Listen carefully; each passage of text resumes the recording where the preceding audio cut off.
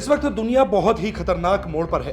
एक ओर रूस की ओर से परमाणु हथियारों का परीक्षण किया जा रहा है, तो दूसरी ओर ट्रंप भी इस दौड़ में आ गए हैं। ऊपर से कई देशों के बीच युद्ध ने इस मामले में और हवा दे रखी है। पहले बात दुनिया में चल रही टेंशन को लेकर करते हैं। रूस यूक्रेन युद्ध खत्म होने का नाम ही नहीं ले रहा। ये तो दिख ही रहा है, क्योंकि एक दूसरे की ओर से एक दूसरे पर ताबड़तोड़ हमले किए जा रहे हैं। तो वहीं दूसरी ओर गाजा में इजराइल और हमास के बीच सीजफायर की हवा निकल गई ही है। दूसरी ओर पाकिस्तान और तालिबान के बीच भी टेंशन है। इन सब के बीच रूस के एक के बाद एक दो परमाणु परीक्षण करके और टेंशन बढ़ा दी है।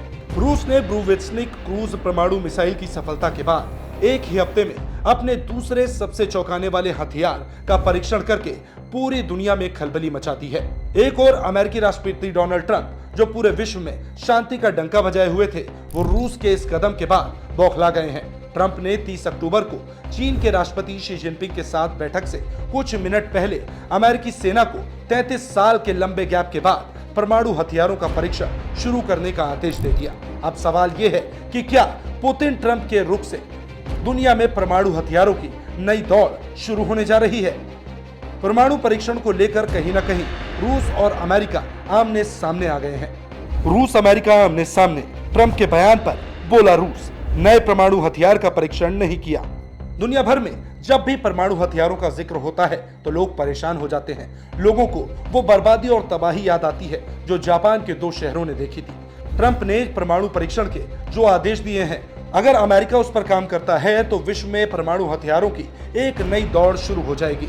क्या होते हैं परमाणु हथियार? परमाणु बम बड़े ताकतवर होते हैं। कई किलोमीटर दूर तक होती है तबाही। इसे बनाने में यूरेनियम और प्लूटोनियम लगता है। सबसे पहले ये समझ लेते हैं कि ये परमाणु हथियार होते क्या हैं। अमेरिका ने पहली बार 1945 में परमाणु परीक्षण किया था। ओपनहाइमर के नेतृत्व में यह पूरा प्रोजेक्ट तैयार हुआ था, इसलिए उन्हें इसका जनक भी कहा जाता है। परमाणु बम इतने ताकतवर होते हैं कि एक ही झटके में कई किलोमीटर दूर तक हर जिंदा चीज को राख में बदल सकते हैं। एक छोटा सा परमाणु बम पूरे शहर को तबाह करने की ताकत रखता है। इन्हें बनाने के लिए यूरेनियम और प्लूटोनियम का इस्तेमाल किया जाता है। अब तक कुल 9 देशों के पास परमाणु हथियार हैं, जिनमें भारत और पाकिस्तान का नाम भी शामिल है। इस लिस्ट में इजराइल को भी शामिल किया जाता है, लेकिन अब तक ये साफ नहीं है कि इजराइल एक न्यूक्लियर कंट्री है या फिर नहीं।